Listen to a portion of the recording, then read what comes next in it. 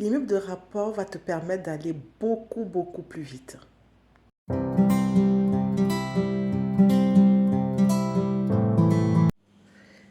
Salut les amis, comment allez-vous? J'espère que vous allez bien parce que moi ça va très bien. Ça fait un petit moment que je n'ai pas fait de vidéo. Ah là là, il faut vraiment que je prenne une formation gestion du temps. Il y a tellement de projets. Je passe du coq à l'âne et vraiment c'est fatigant. Mais bon, voilà, on s'accroche et on lâche rien. Donc aujourd'hui, j'avais envie de revenir un peu à l'immobilier et surtout aussi vous expliquer les raisons pour lesquelles il est intéressant, en tout cas, de s'intéresser en fait à des immeubles de rapport lorsqu'on veut investir. C'est vrai que c'est quelque chose qui peut impressionner le débutant et même le banquier aussi. Mais il y a plusieurs raisons qui font que si en tout cas on veut aller vite, il est intéressant en tout cas de se pencher sur la question de l'investissement, en tout cas dans un immeuble de rapport. Je vais vous en donner quelques-unes de ces raisons qui, moi, m'ont poussé en tout cas à aller vers ces stratégies-là. Alors, comme vous le savez, j'ai commencé à investir en 2019 dans des immeubles de rapport avec mon époux. Aujourd'hui, on a 3 immeubles de rapport à notre actif, donc un dans la région lilloise et 2 autres dans notre région Grand Est. Pourquoi est-ce que je me suis intéressée en tout cas à ces stratégies d'immeubles de rapport? C'était pour aller plus vite. Tout simplement. L'immeuble de rapport, lorsqu'on va s'y intéresser, on va se rendre compte qu'on peut très vite devenir propriétaire de minimum 2 appartements, voire 3, voire 4, et certains même en ont 12 dans un même immeuble. Donc voilà, donc on fait un gros coup en une seule fois. Donc ça déjà, c'était très intéressant parce qu'on n'est pas en train d'acheter un seul appartement qu'on va mettre en location, on est en train d'acheter plusieurs lots qui vont être mis en location. Donc forcément, on va dupliquer les loyers. Donc en termes de cash et en termes de revenus en tout cas, on est bien. On est bien. Ça, c'était le premier point. Parce que du coup, on passe aussi une seule fois devant le notaire. Donc ça, c'était le premier point parce que là, on gagne aussi du temps. Donc, d'une part, on va dupliquer les loyers. Donc, on va avoir un beau revenu. Et de d'autre part, on va avoir un gain de temps. Donc, par le passage en une seule fois devant monsieur le notaire. Donc ça, c'était très intéressant et appréciable. Le troisième point, ici, c'était de pouvoir, en fait, au niveau du risque, on va dire, le minimiser. Je m'explique. Quand on achète, en fait, plusieurs appartements, la probabilité que tous les locataires arrêtent le même mois de payer le loyer, elle est très infime. Alors que quand vous achetez un seul appartement que vous allez mettre en location, si votre locataire a un problème ou fait faillite, tout simplement, ou a un problème pour pouvoir régler son loyer, ne serait-ce qu'un seul mois, ben vous êtes un peu coincé, même beaucoup coincé, parce que si vous devez continuer, vous, de votre côté, à rembourser le prêt à la banque, et qu'en face, le loyer ne rentre pas, ben c'est pour votre pomme, en fait. Donc ça, pour les personnes, je pense que tout investisseur a peur, en tout cas a la crainte de se voir confronté à des problèmes d'impayés de loyer. Donc vraiment, pour réduire ce risque-là, l'immeuble de rapport se trouve être un très bon compromis.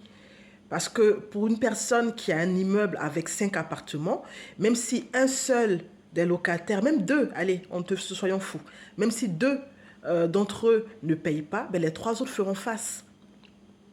Donc ça, c'est vraiment pas négligeable.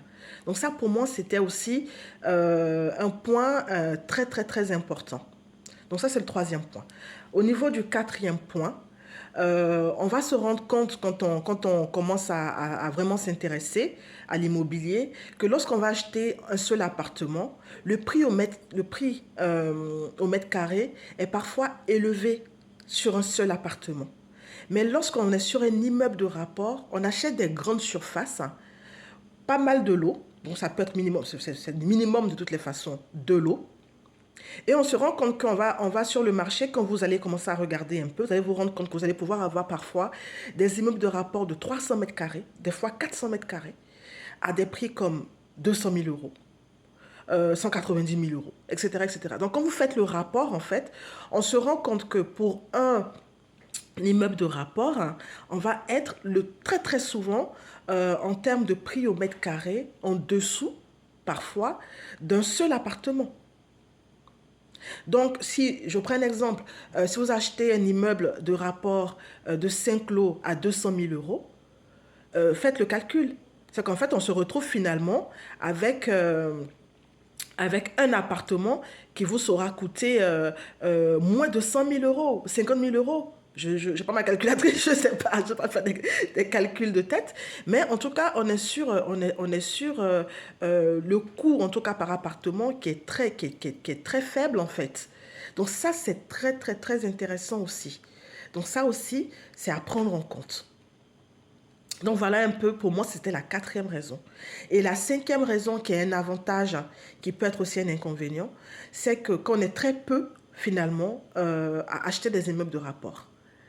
La majorité des gens vont aller vers l'achat d'un appartement à mettre en location. Parce que acheter un immeuble de rapport, ça impressionne, effectivement.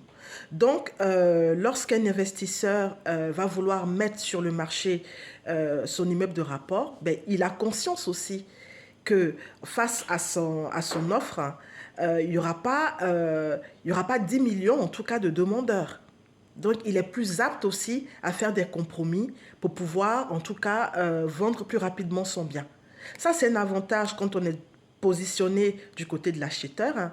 Mais sachez aussi que comme vous allez avoir envie de vendre aussi, vous, à votre tour, il y aura aussi ce compromis-là à faire. Donc, ce cinquième point est un avantage quand on est du côté de l'acheteur, mais peut devenir un inconvénient lorsqu'à notre tour, on va aller vendre en fait notre immeuble. C'est pour ça qu'il est intéressant, et moi, c'est ma stratégie, d'acheter des immeubles de rapport avec travaux, de les rénover, vraiment de leur donner de la valeur, hein, pour qu'à la revente, la plus-value soit plus intéressante.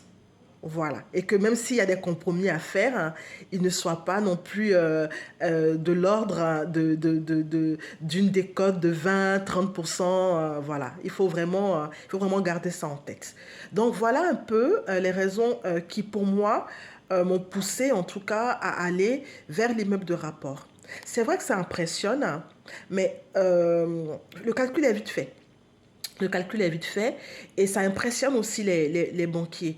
Donc moi, ce que j'ai envie de vous conseiller, pour celui qui va débuter en tout cas dans l'achat d'un immeuble de rapport, hein, celui qui va s'y intéresser, c'est d'aller aussi parfois acheter, même parfois, moi c'est ma stratégie, quand j'ai voulu acheter des immeubles de rapport, ce que j'ai fait, c'est que j'ai acheté des immeubles de rapport avec des travaux à faire. Ça, c'est d'un. Mais il était important d'avoir quand même dans un immeuble de rapport quelques locataires.